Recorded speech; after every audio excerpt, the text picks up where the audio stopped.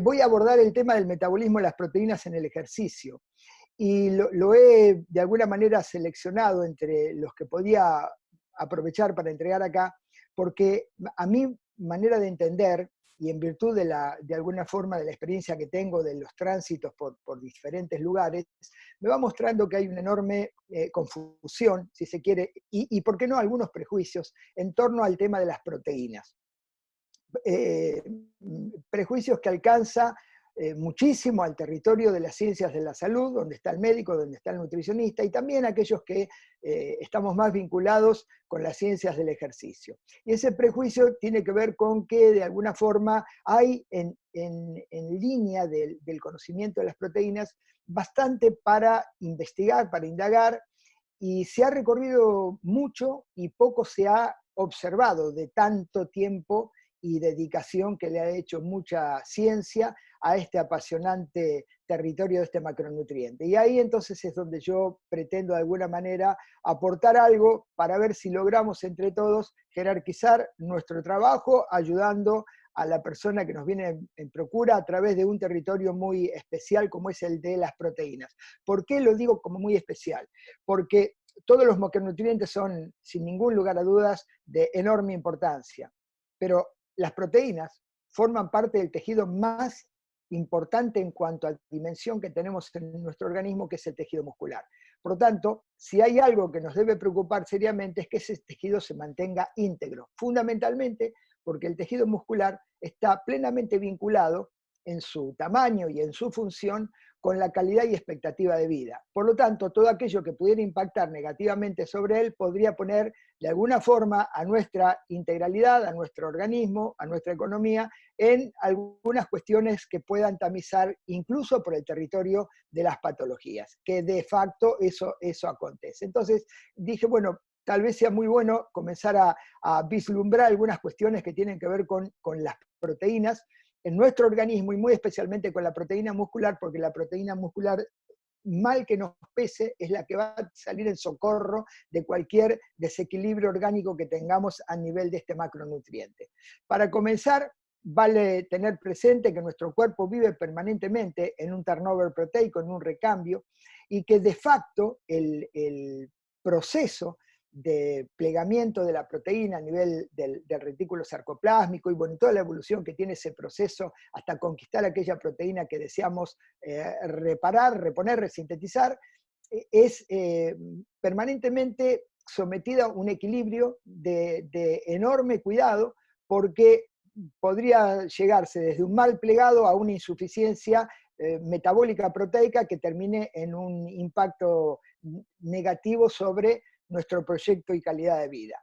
Este turnover proteico es muy importante, básicamente estamos convencidos que lo solucionamos con la alimentación, reclama de aproximadamente 5.7 gramos por kilo de peso corporal y por día, una persona de 80 kilos está prácticamente renovando proteínas orgánicas en torno al medio kilo, gramo más, gramo menos, lo cual implica decir que hay un muy buen trabajo de nuestro retículo sarcoplásmico, amén de todo el sistema obviamente vinculado al ADN, el ARN y a otras proteínas que están ahí en ese proceso de reconstrucción proteica.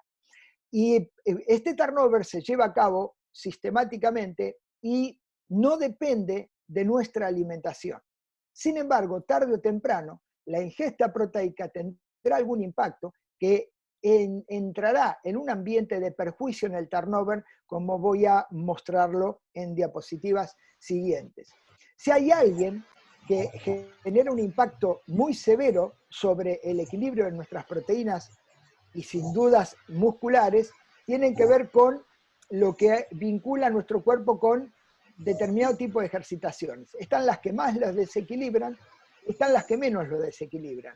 Pero sin ningún lugar a dudas que cualquier acción de tipo muscular va a generar un impacto de mayor o menor dimensión sobre nuestras proteínas musculares, generando la degradación de ellas. Como es obvio, así como hay una proteostasis de vida cotidiana, lo que destruyo lo tengo que reponer para estar en una condición de equilibrio, existe también una proteostasis a nivel muscular, es decir, la proteína que se va degradando deberá ser repuesta de tal manera yo mantenerme, o la persona mantenerse, en un estado de equilibrio fiable. Aquello que degrado deberé de alguna manera intentar reponerlo, para que yo pueda seguir en ese estatus de cierta estabilidad, aunque de un equilibrio bastante inestable, para poder conseguir básicamente la calidad funcional a nivel muscular, por ejemplo, y como el músculo tiene asociaciones con el sistema hormonal, o sea, con el sistema endocrino en general, con diferentes tipos de fibras que están comprometidas para la acción, con el sistema cardiocirculatorio, el renal, el respiratorio, el hígado, en definitiva, el músculo se convierte en un epicentro que merece ser muy bien considerado a los fines de que todos los demás sistemas estén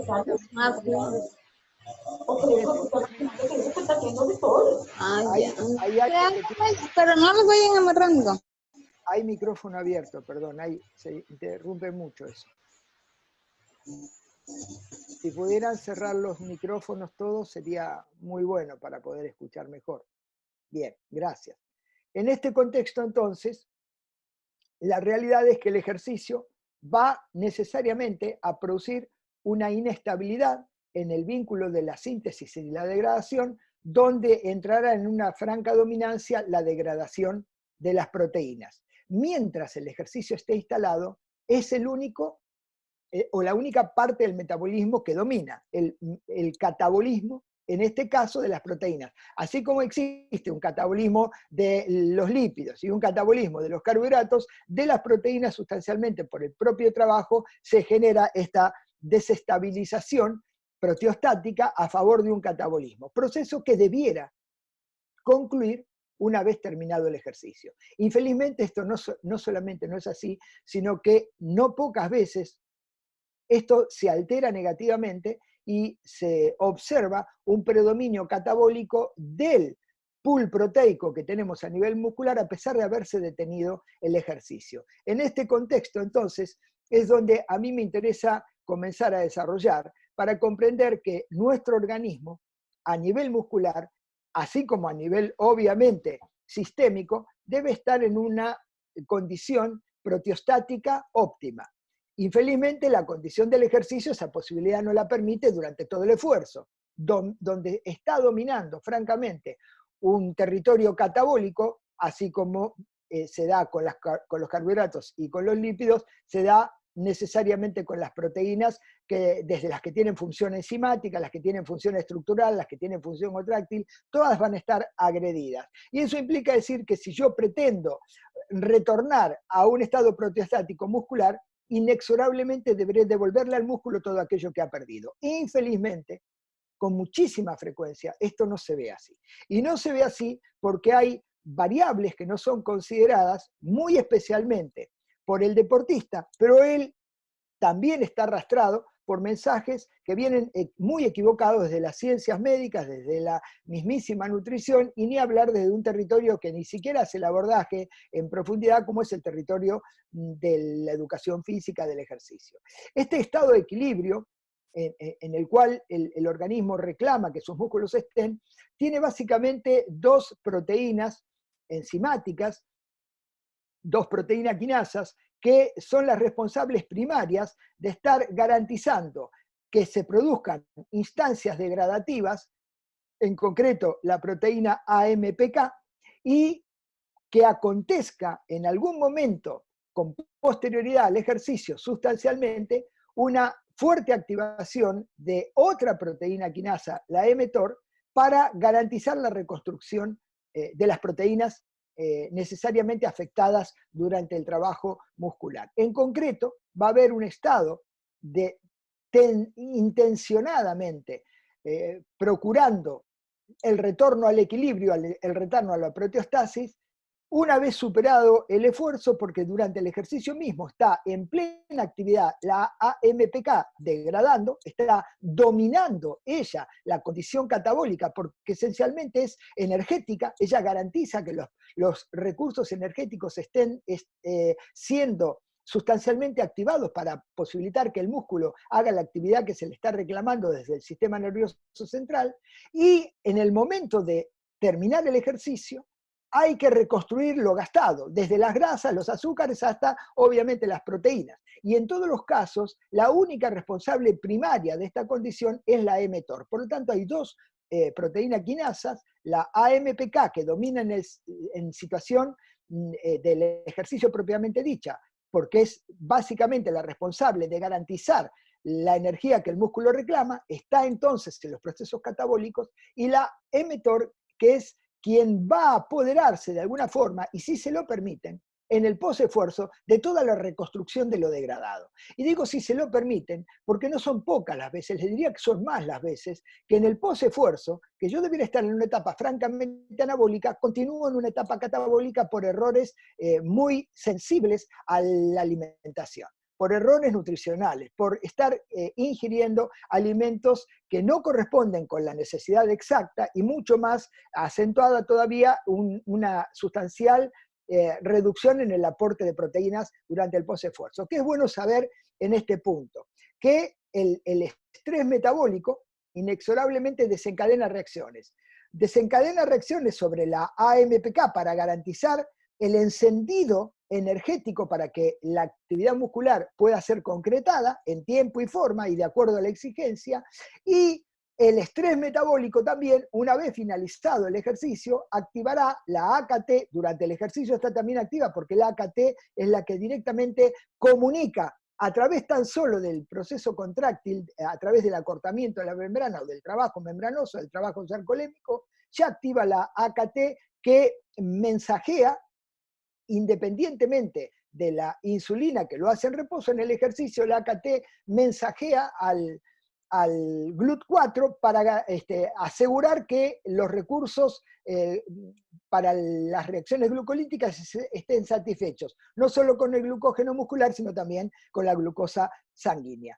Pero la AKT tiene un enorme protagonismo sobre la señalización de la mTOR en el posesfuerzo. Por lo tanto, el estrés metabólico que perdura en el posesfuerzo es estrés también suficiente para sensibilizar la AKT y que se inicie todo un proceso de reconstrucción anabólica, insisto, si las condiciones lo permiten. Claro está que esa carga mecánica capaz de generar una fuerte activación sobre la mTOR, si las condiciones están dadas, será la responsable de iniciar todo el mecanismo de síntesis proteica muscular. Por lo tanto, concretado el ejercicio, y vuelvo a repetir el mismo concepto, si las condiciones lo favorecen, porque voy a mostrar todas las condiciones que lo perjudican, que son las que normalmente uno observa en el campo, en situación de entrenamiento o juego, en el posesfuerzo, si las condiciones lo permiten, la señalización del mTOR desencadenará la síntesis proteica, directamente señalizando genes anabólicos donde se accionará directamente sobre la resíntesis proteica en alguna cuantía. Se desencadena la resíntesis proteica, pero eso no garantiza que efectivamente la cantidad degradada sea repuesta en el post-esfuerzo inmediato, o por lo menos se inicie en el post-esfuerzo inmediato y llegue al final feliz. O sea, ¿qué es el final feliz? Alcanzar la proteostasis deseada. Tanto perdí, tanto recuperé, están equilibradas y yo vuelvo a tener la misma masa muscular e idealmente la misma capacidad funcional. Hay fuerte evidencia que para que la mTOR tenga una señalización muy intensa, no alcanza que la contracción muscular la desencadene. Deberá estar asociada a esta señalización factores de crecimiento como el factor de crecimiento insulínico tipo 1 y, muy importantemente, aminoácidos. Bien, también es verdad que durante la acción propiamente muscular, durante el trabajo, va a haber una señalización energética, pero terminado el ejercicio, inmediatamente factores de crecimiento, el propio estrés metabólico que había desencadenado reacciones inhibitorias del mTOR cesará e inmediatamente la mTOR, una vez activa, estará fuertemente accionando para ir detrás de los objetivos que está buscando. ¿Cuáles son los objetivos? Bueno, activar la biogénesis mitocondrial si el nivel de esfuerzo fue adecuado, o sea, aumentar el tamaño y multiplicar el número de mitocondrias en la fibra muscular comprometida, accionar sobre la síntesis proteica, también sobre la síntesis de lípido. En este contexto, es muy importante considerar que la mTOR en el post-esfuerzo y no en el intraesfuerzo. Ella se señaliza una vez terminado el ejercicio, por lo tanto, una vez terminado el ejercicio comienza la reconstrucción anabólica. Esta será eficiente, óptima e irá detrás de la proteostasis en tanto encuentre un sustancial aporte de aminoácidos, porque son señalizadores del emetor, haya aporte de glucosa, porque el aporte de glucosa inhibirá a la AMPK, es una manera de advertirle, no acciones más porque acabamos de llegar nosotros, la molécula de glucosa, que somos altamente energéticas y vamos a responsabilizarnos fuertemente de resintetizar ATP. Habrá factores de crecimiento que estimularán también a la AKT, a la mTOR, etc. Y además a la mTORC2, que es una responsable de sensibilizar la región durante la fase anabólica también, a través de garantizar el aporte energético. Es decir, que cuando termino el ejercicio, para que la reconstrucción exista, deberá estar señalizada la mTOR y la va a señalizar básicamente algunas cuestiones de primera línea: que haya suficiente cantidad de aminoácidos, que haya suficiente cantidad de glucosa, que haya factores de crecimiento. ¿Qué hay para entender acá? Cuando se produce la degradación proteica, el producto de esa degradación son los aminoácidos que constituían a las proteínas degradadas. Esos aminoácidos generan un ambiente citosólico aminoacidótico. El tema es que la mTOR se sensibiliza a determinadas magnitudes acidóticas. Y hay evidencia que el crecimiento, por ejemplo, del volumen muscular es solamente conseguible cuando hay un ambiente hiperaminoacidótico. Si analizáramos qué condición tiene el músculo cuando termina el ejercicio, veremos que efectivamente hay un ambiente hiperaminoacidótico. Por lo tanto, si el ejercicio fuera de una determinada magnitud, si ese ambiente hiperaminoacidótico está sensibilizando al mTOR, efectivamente ella va a dar respuesta anabólica. ¿Con qué problema nos vamos a encontrar? La ciencia descubrió que siempre que hay un ambiente hiperaminoacidótico, hay un ambiente hiperaminoacidémico. O sea que hay mucho aminoácido en el interior del músculo, de la fibra muscular afectada por el ejercicio, y mucho aminoácido en sangre circulante. ¿De dónde viene ese aminoácido circulante en sangre? Bueno, viene justamente de los aminoácidos de las proteínas degradadas en el interior de la fibra. O sea, hay fuga de aminoácidos hacia la sangre. Consecuentemente, si la proteína, la mTOR, la proteína quinasa, comienza la resíntesis por señalización anabólica de los genes, la realidad es que el pool aminoácidico presente en ese citosol, en ese sarcoplasma, es menor al que se ofreció por la degradación proteica, porque la degradación proteica entregó aminoácidos, pero muchos de ellos se fueron hacia la sangre. Por lo tanto, a la hora de reconstrucción, estoy con menor cantidad de aminoácidos de los aparecidos por la degradación proteica. Consecuentemente, no puedo restablecer la proteostasis. O sea, voy a reconstruir proteínas, pero menos de las degradadas. Esto es un dato de enorme importancia que lo vamos a revalorizar un poquito más adelante. Hay evidencia que el ejercicio en sí mismo no activa la mTOR, sino que activa la AMPK. Y la AMPK inhibe a la mTOR. Este también es un dato de enorme importancia. ¿Por qué el ejercicio activa la AMPK? Para justamente garantizar los recursos energéticos para el ejercicio. ¿Por qué la AMPK inhibe a la mTOR? En esa circunstancia de ejercicio. Porque la mTOR, para reconstruir proteínas, reclama energía. Y en ese momento se reclama energía para la contracción, no energía para el anabolismo proteico. ¿Por qué? Porque sería quitarle energía al efecto contráctil que finalmente viene de una orden superior, que es el sistema nervioso, que está diciendo, mandando a través de las motoneuronas estímulos para que el músculo trabaje.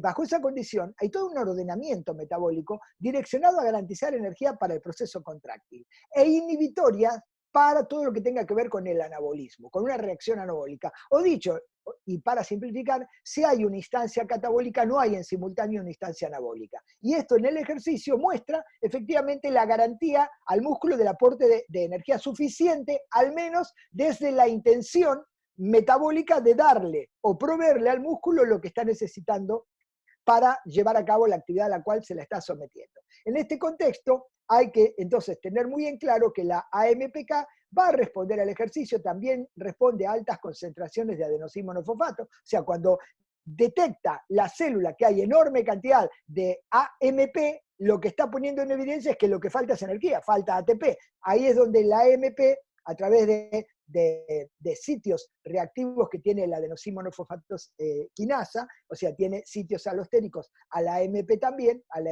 que desencadena la acción de señalización sobre moléculas que van a garantizar el aporte energético y va a inhibir aquella que le podría restar energía. La acetil-CoA-carboxilasa es uno, la mTOR es otra, etc. En este contexto, y no poco importante, es lo que vamos a observar en esta imagen. Fíjense ustedes, ¿qué pasa con la mTOR? Cuando hay energía suficiente está señalizada perfectamente. Sin embargo, cuando hay deficiencia energética, la mTOR está siendo inactiva. ¿Por qué esto es muy importante? Porque no son pocos aquellos que, terminado el ejercicio, continúan con su dieta hipocalórica. Si la dieta es hipocalórica, hay automáticamente inhibición de la mTOR.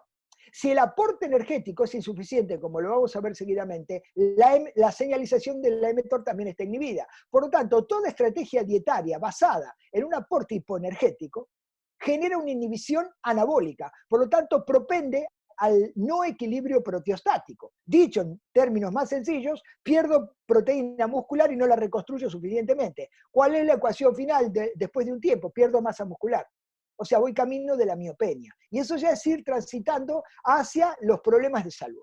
Consecuentemente, debemos mirarlo muy seriamente, y más allá de que cae el rendimiento y todo eso, que no vale la pena que yo lo profundice porque casi es hasta obvio, la realidad es que todo lo que tenga que ver con la represión energética es fuertemente activadora de la mTOR, lo cual implica decir, cuidado con creer que el carbohidrato que consumo, como muy bien lo estuvo explicando Jairo, que el carbohidrato que consumo va a reponer la reserva glucogénica. También forma parte de una decisión primaria que es garantizar la síntesis proteica en el post-ejercicio. O sea, yo no puedo consumir proteínas solamente, tengo que tener las proteínas asociadas a carbohidratos, porque de esa junción, de la unión de las proteínas con los carbohidratos, surge la combinación perfecta para potenciar el anabolismo proteico, porque además desencadena respuesta anabólica a partir de estimular hormonas, como por ejemplo la insulina, que es fuertemente anabólica. Entonces, en este contexto es muy importante considerar que la represión energética es la que está asociada a una fuerte estimulación del mTOR y que justamente la oposición a esta condición, lo que es el déficit energético, es una fuerte señalizadora de la AMPK bajo cualquier condición, en ejercicio, fuera de él, y en forma concomitante una inhibidora de la mTOR.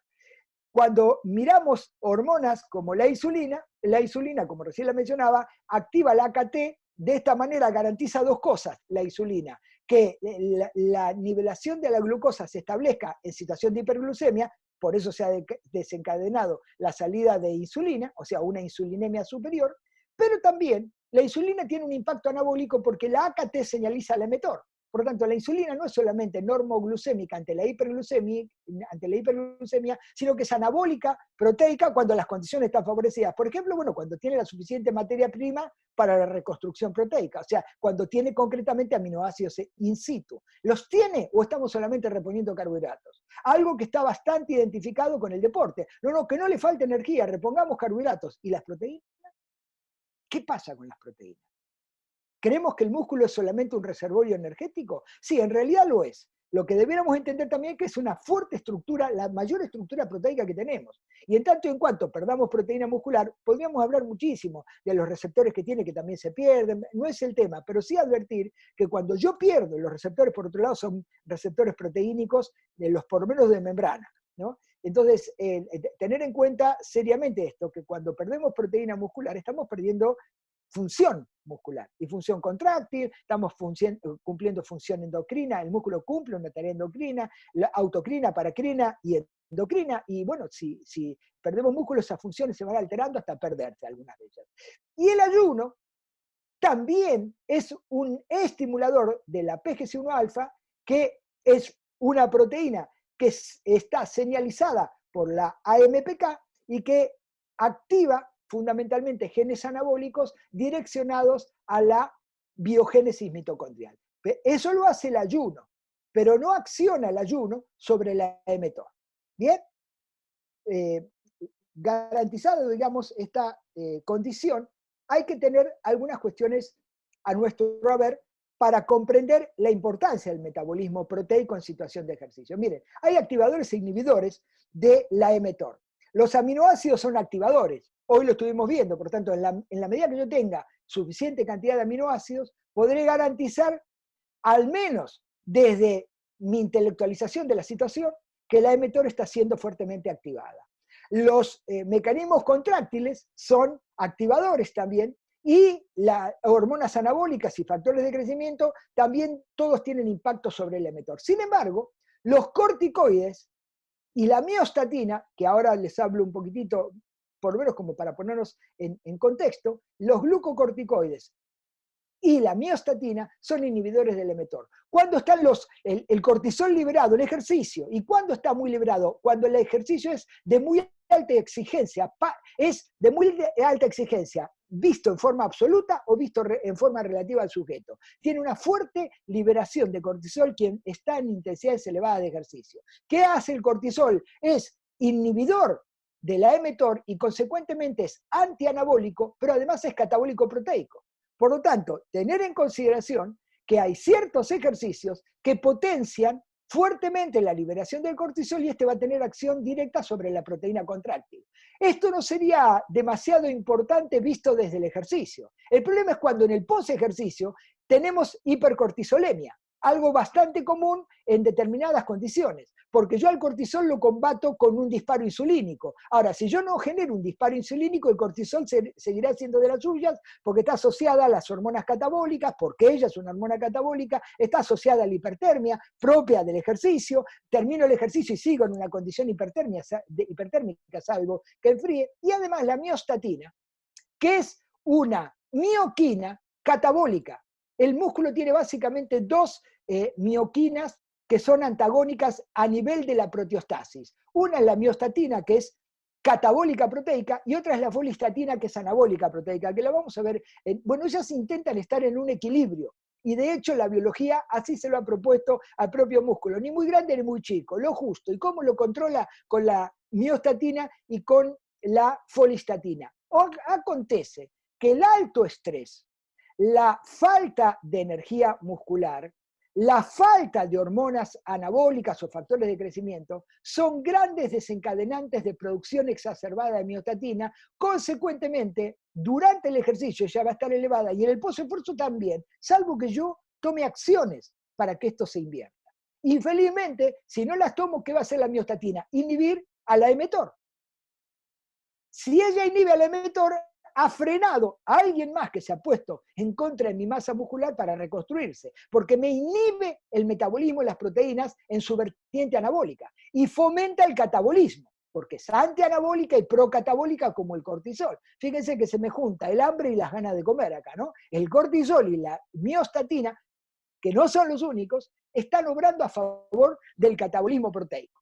Esto se agravaría si yo no lo tengo en cuenta, si yo no conozco esto y lo dejo pasar. Y me preocupo por la recuperación energética y no por la recuperación proteica también. Consecuentemente, bajo este contexto, nosotros deberemos conocer que la emetor tiene estimuladores anabólicos y tiene inhibidores anabólicos.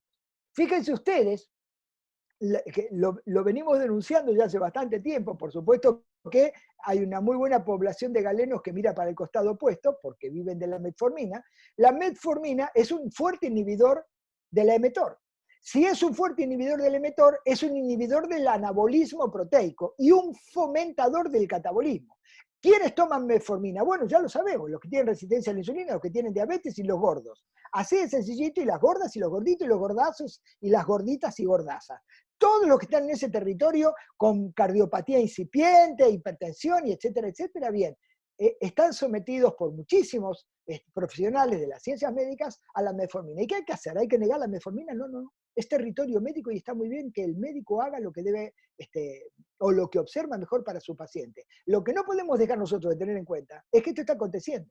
Y la única medida que contrarresta, contrarreguladora, contra natura de esta situación, que está atentando contra el tejido muscular, es efectivamente ir detrás de controlar el catabolismo proteico y potenciar el anabolismo. Bueno, el ejercicio bien hecho y el aporte adecuado de, digamos, gestores de proteínas como son los aminoácidos, bueno, pueden ser un buen recurso para contrarrestar este desequilibrio que produciría la metformina. El déficit energético, cuando hay un ratio AMP-ATP a favor del AMP, va a haber inhibición del emetor.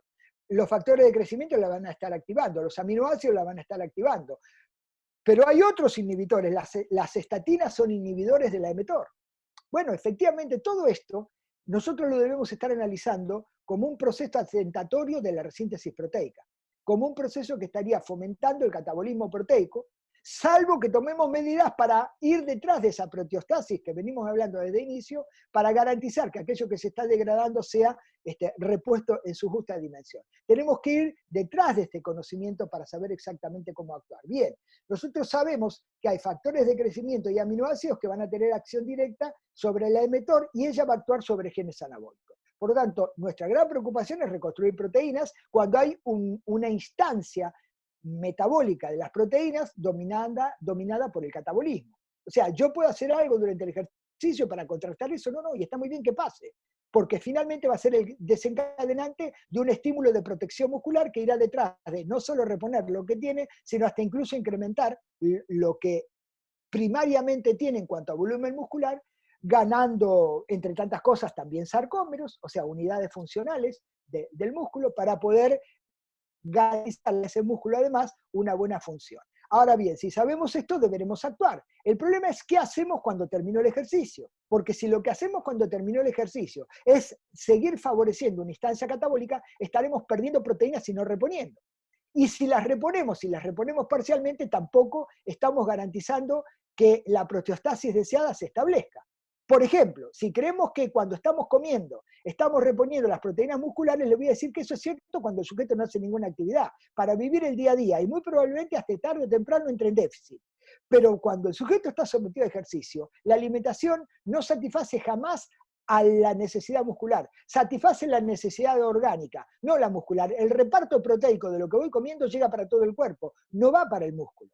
Para el músculo va cuando el ejercicio acaba, donde se dan las instancias óptimas para la reposición, como lo vamos a observar. Bien, en este contexto, ahí tenemos a nuestra querida folistatina, que es una inhibidora de la miostatina y un desencadenante de la activación anabólica. ¿Cómo se activa la folistatina? Con aminoácidos.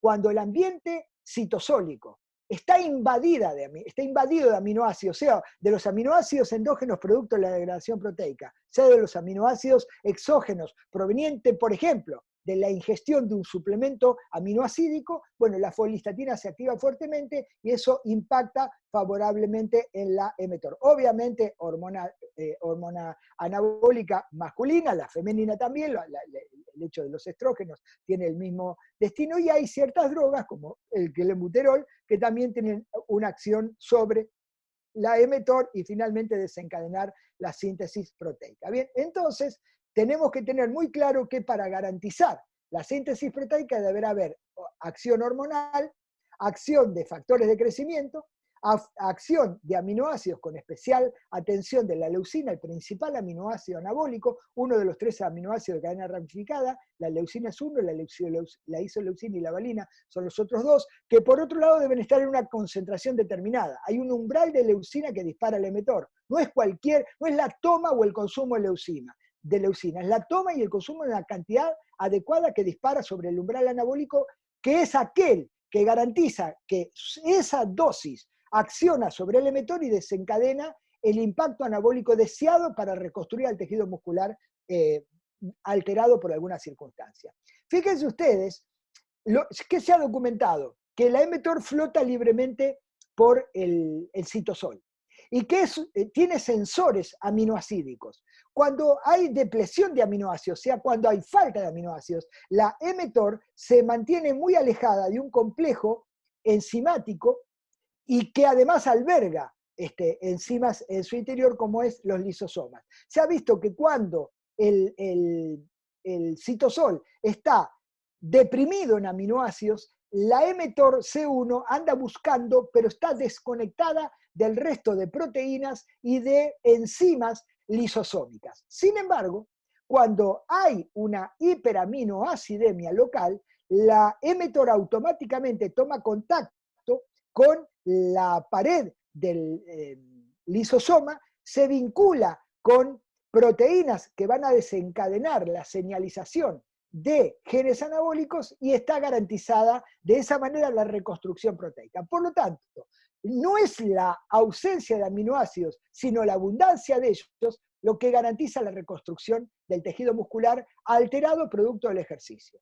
O sea, ese turnover proteico a nivel muscular va a estar afectado si yo le doy aminoácidos en suficiente cantidad. Y esto tiene que ver con comprender que hay un timing para que esto acontezca, no llegan en cualquier momento. ¿Qué es lo que ha documentado la ciencia? Que la mayor estimulación de la mTOR acontece cuando, además del aporte de aminoácidos específicos, se asocia una carga mecánica significativa, como es, por ejemplo, el entrenamiento de fuerza. No hay ningún tipo de entrenamiento, salvo dentro de lo aeróbico, el llamado HIIT, el High Intensity Interval Training, el trabajo interválico de alta intensidad, que tiene un rango concreto de definición de nivel de esfuerzo, que es absolutamente, entra dentro del territorio oxígeno dependiente, es de esfuerzos mitocondriales, de intensidades superiores al 75% del VO2 máximo, etc. Está bien reconocido, salvo eso, que también acciona sobre el mTOR a través de la PGC1 alfa 1,4, a través de esa señalización, esta combinación de aminoácidos y carga externa, representada por un peso significativo para la persona que tiene que estar como piso en el 70% de su fuerza máxima, desencadena una señalización muy significativa de la mTOR y de ahí ello, a su vez, una señalización de aminoácidos anabólicos y un disparo de la síntesis de proteínas. ¿Bien? Por lo tanto, y en conjunto, el trabajo de resistant exercise está haciendo referencia no a resistencia, sino en la literatura anglosajona esto es fuerza, ¿bien? Como lo es strength o como lo es power. Le ponen todo en la misma bolsa, pero ellos le llaman resistant exercise a los trabajos de fuerza. Entonces, un modelo de entrenamiento asociado a hormonas anabólicas y a aminoácidos son la junción óptima para desencadenar la síntesis proteica. Muy interesantemente, se ha visto que la restricción de carbohidratos, hoy escuchaba hablar de dieta cetogénica. Bueno, miren, la dieta cetogénica es una aliada del catabolismo proteico, salvo que haya un aporte muy elevado de proteínas, que por otro lado, una dieta cetogénica la tendremos que ver si es hipocalórica, normocalórica, hipercalórica, porque dieta cetogénica me está hablando de una variable llamada carbohidrato, ¿no? Y de lo demás. Si la dieta es cetogénica e hiperproteica, podría estar bajo el control de la masa muscular. Pero si fuera hipoenergética y fundamentalmente restringida en carbohidratos, hay una fuerte estimulación de la AMPK, inhibición del mTOR y consecuentemente favorecido el catabolismo proteico y no la condición anabólica. Esto tiene que ver con garantizarle al músculo y al cerebro energía para la vida. Energía contráctil y energía para la vida. ¿Por qué? Porque la degradación de proteínas aporta aminoácidos a la mitocondria, tiene 6 sitios de entrada. El ciclo de Krebs para ingresar aminoácidos contra un único sitio que tiene las grasas y 2 que tienen los azúcares, o sea que los aminoácidos entran por cualquier lado, por decirlo de alguna forma, adentro del ciclo de Krebs. Por lo tanto, una manera de garantizar energía es degradar proteínas. ¿Esto está bien? No, está pésimo. Pero si las condiciones nosotros las favorecemos, el organismo va a decir, yo lo que necesito es vivir, así que a mí no me vengan con que las proteínas están para otra cosa, las uso como recurso energético. Y es lo que efectivamente hace, ¿bien? Y que ha documentado esto. Por lo tanto, cuidado, porque cualquier estrategia dietaria basada en una condición hipocalórica, a lo único que va a terminar conduciendo es a una pérdida de masa muscular. Y la pérdida de masa muscular, infelizmente, está asociada a problemas vinculados a enfermedades y, les diría yo, a una expectativa de vida reducida desde la comunicación de la ciencia. Bien, bueno, esto es lo que va a pasar cuando hay una fuerte estimulación de la AMPK, se terminará inhibiendo el sistema que iba a activar a la mTOR.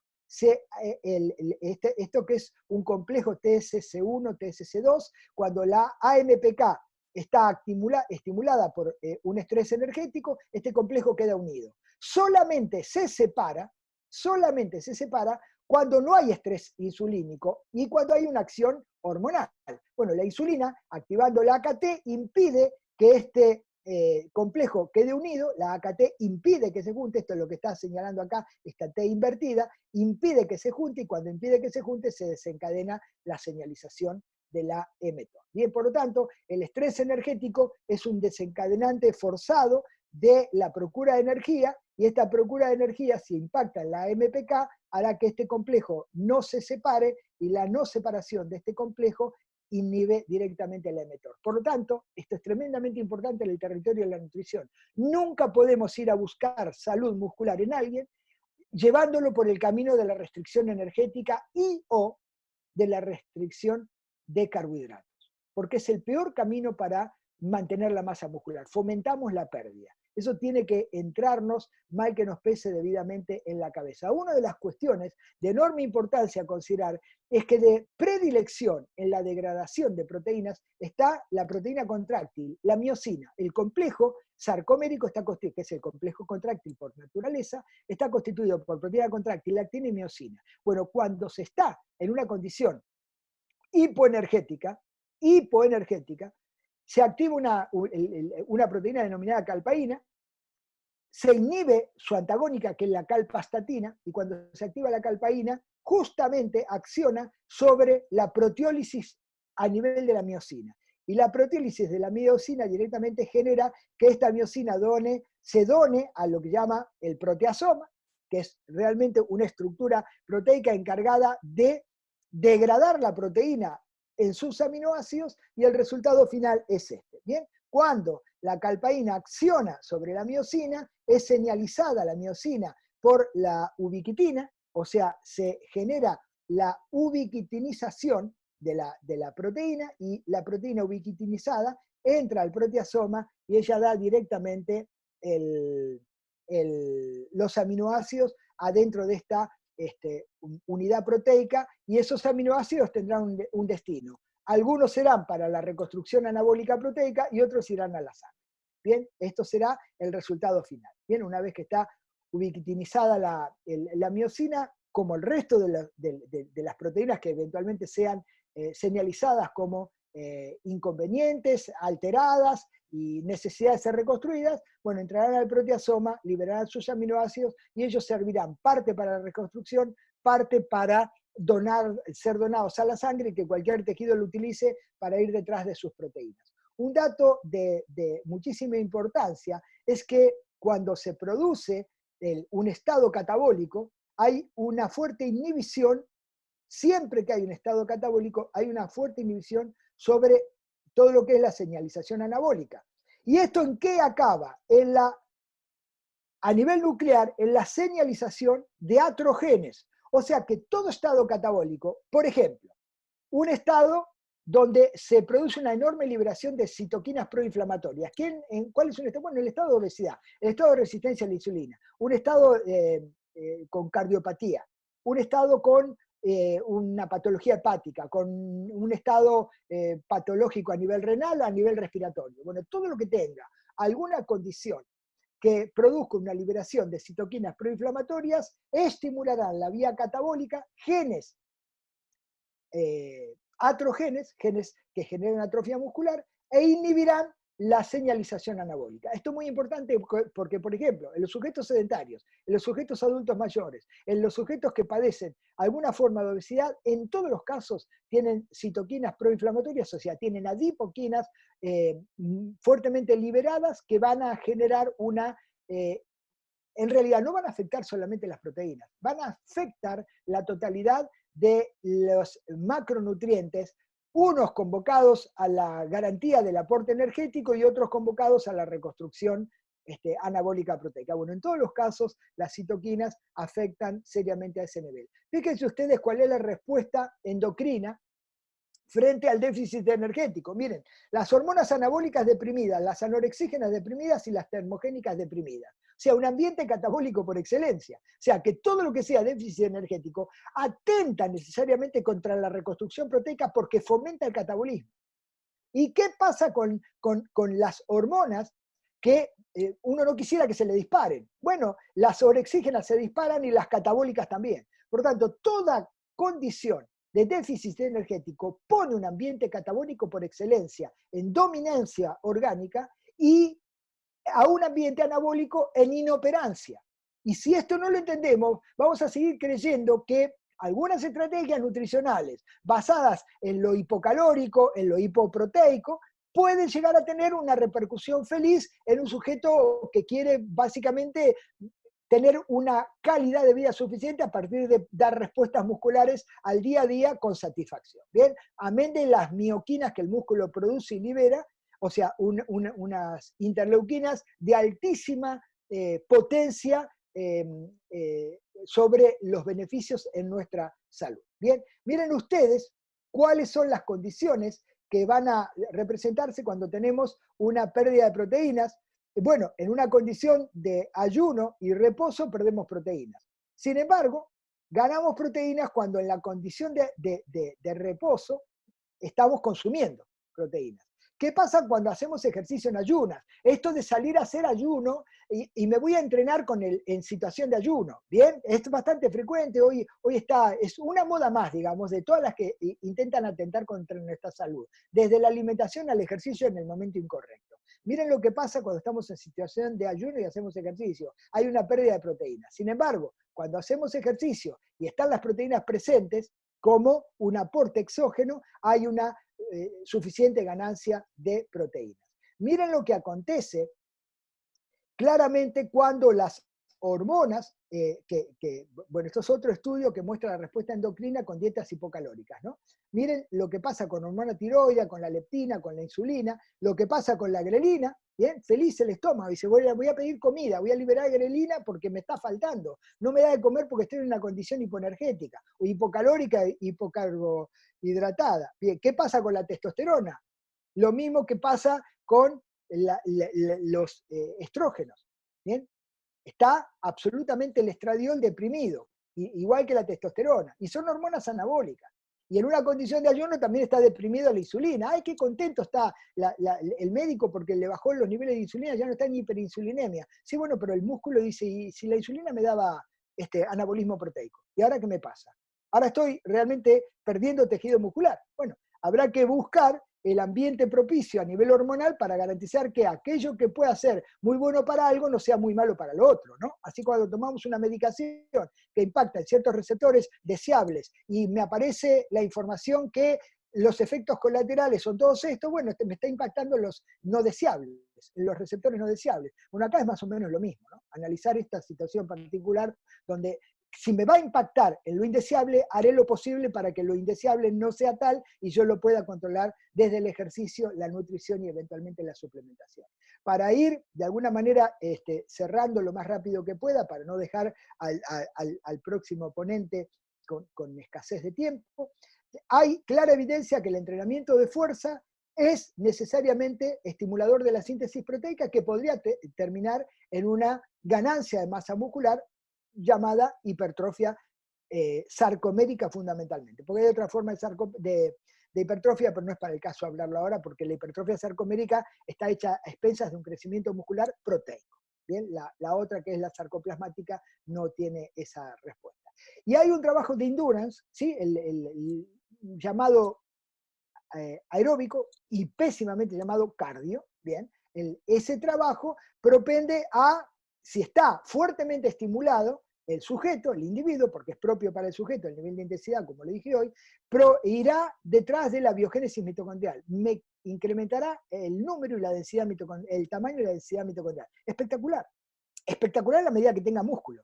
Porque si no tiene músculo y quiero ir a buscar mitocondrias, lo primero que me voy a dar cuenta es que estoy incapacitado para lograr ese nivel de estímulo que me produzca las mitocondrias deseadas. Por lo tanto, si yo no empiezo por acá, mal podría ir a buscar lo que me va a generar salud innegociablemente, como es la ganancia de tamaño y número de mitocondrias. Bien, Hay claramente dos tipos de ejercicios diferenciados, el que transita el territorio pésimamente mal llamado también cardiovascular, y que va detrás de las mitocondrias, y el que entra dentro del territorio de la fuerza, que puede ir detrás de la síntesis y ganancia muscular. Ahí habría un resumen de diferentes tipos de ejercicios, donde me puedo ir a buscar mitocondrias, donde puedo ir a buscar una incrementada incluso red capilar, hacer angiogénesis, y donde voy a buscar más músculo también. Para comprender algo de enorme importancia, y si Dios me ayuda a terminar a tiempo, aunque ya me pasé 3 minutos o casi, hay evidencia que la mejor distribución proteica es aquella que se corresponde con un aporte adecuado con determinada frecuencia y en determinada cantidad. Cuando el aporte calculado para todo el día es satisfecho en un único momento, podría ser a la noche, lo que ha dominado hasta la noche es una franca relación de dominio catabólico sobre el anabólico. El ayuno intermitente, el 16-8, tiene esta estructura, esta de acá. Estoy mucho tiempo sin comer y 8 horas comiendo. Después habrá que ver si el ayuno intermitente es hipocalórico, normocalórico, hipercalórico. En realidad siempre van detrás del calórico. Bueno, el ayuno intermitente me está mostrando que durante la mayor parte del día, 2/3 del día, no como. Por lo tanto, estoy 2/3 del día en una condición catabólica dominando sobre una anabólica. Eso nunca es bueno. No es bueno desde la salud y no es bueno desde el ejercicio. Si yo me limitara exclusivamente a mi campo, diría, miren, desde el ejercicio es pésimo. ¿Lo hacen muchos? Sí, claro que lo hacen muchos. Así van a terminar de mal. Desde el punto de vista fisiológico, bioquímico, hormonal, neuroendocrino, es pésima la decisión. ¿Lo pueden seguir haciendo? Claro que lo pueden seguir haciendo. Si quieren ir a buscar datos, el Ramadán es la clara evidencia, el mes de Ramadán, hecho por los musulmanes una vez al año, que tiene que ver estrictamente con una cuestión cultural y obviamente religiosa, es la clara evidencia de un ayuno intermitente. Cuando la ciencia ha ido a buscar los pros y contras del ayuno intermitente, ha ido a estudiar a los musulmanes en el mes de Ramadán. ¿Por qué? Primero porque algunos están en invierno y en el mismo momento hay otros que están en verano. Por lo tanto, a unos se pasa muchísimo tiempo bajo la ausencia de luz, que es noche, y otros con una buena cantidad de luz durante el día, pues están en verano. Bien, por lo tanto, no es lo mismo estar muchas horas a oscuras, que es el momento donde puede comer, y pocas horas de claridad, que es el momento cuando no debe comer. Bueno, quien está en invierno tiene una condición favorable respecto a quien está en verano. Pero además, la particularidad de ser vinculada estrictamente a una ordenación desde el punto de vista religioso, implica decir que certeza absoluta tienen de que no cambia la historia. Hacen ayuno como corresponde. Y es un ayuno de tipo intermitente. En todos los casos hay pérdida de masa muscular y caída del rendimiento en los sujetos sometidos al Ramadán deportistas. Por lo tanto, habrá que analizar bien esta situación tan particular. Por otro lado, la clara evidencia de que el comer es una muy mala opción para querer proteger la masa muscular es lo que muestra la señalización del mTOR. ¿Qué se ha visto? Que la máxima señalización del mTOR está a la hora después de haber terminado el ejercicio. Y a partir de ahí hay un franco descenso de la sensibilización de ella, de manera tal que a las 6 horas después de haber terminado el ejercicio está en una misma condición, la mTOR de señalización, que en cualquier estado de reposo durante el resto del día. Cuando van a mirar la AKT, la otra señalizadora y compañera innegociable también de la mTOR, es la que se estimula fuertemente en la primera hora. Ya a las 3 horas está idéntica a la condición de reposo en cuanto a su respuesta de señalización. Por lo tanto, a la hora, la mTOR y la AKT están optimizadas para recibir todos los aminoácidos necesarios para generar la respuesta anabólica tan deseada. Esto implica decir, no es comer, es darle al músculo aquello que merece recibir en el momento óptimo. Comer es una actitud que nosotros asumimos para dar respuesta a una necesidad orgánica, pero no a una necesidad muscular. Porque cuando yo le doy de comer al músculo y el pedazo de carne que acabo de ingerir demora 6 horas en salir del estómago, entre 6 y 8 horas, pues ya me doy cuenta que para esa instancia la AKT y la mTOR están dispuestas a seguir trabajando. Dicen, ya se me pasó la hora. A partir de ahora entramos en el territorio del resto del organismo. Lo que me llegue y lo construiré en el momento que esté ahí. El tema es que en el reparto van a recibir algo, no todo. porque el resto del organismo también estuvo satisfaciéndose de eso, de todo aquello que yo le di de alimento. Bien, otra evidencia más, que la mayor síntesis miofibrilar se da entre la 1 y las 3 horas, relativamente al reposo y relativamente a las 3 a 6 horas, con una diferencia significativa. Bien, y más evidencia que la fuerte fosforilación del emetor acontece cuando se dan aminoácidos comparado con un placebo a la hora de haber terminado el ejercicio y después decae esa situación. Para terminar ya con esta diapositiva y despedirme, fíjense ustedes lo que pasa cuando le doy inmediatamente después del ejercicio, cuando hay un retraso de 3 horas en el aporte. La captación de glucosa, la formación de glucógeno, la captación de aminoácidos y la síntesis de proteína se potencia cuando el aporte está hecho inmediatamente después del ejercicio. Por lo tanto, si yo estoy hablando de proteínas, es evidente que aún comiendo el alimento más ricamente proteico que pueda tener a mi alcance, ese alimento y deberá sufrir un proceso digestivo y como tal no llega en tiempo y forma a estimular a la mTOR para la reconstrucción proteica suficiente. Bien, en este caso, el metabolismo de las proteínas en situación de ejercicio merece un asterisco y escribir un libro que es absolutamente diferente al de la nutrición diaria de la persona común. En tanto y en cuanto esto no lo consigamos, vamos a tener una proteostasis que no alcanzaremos en virtud de que estará dominando un catabolismo proteico sobre el anabolismo. Les agradezco infinitamente a los organizadores por esta invitación a participar y espero que les haya sido provechosa la presentación que hice.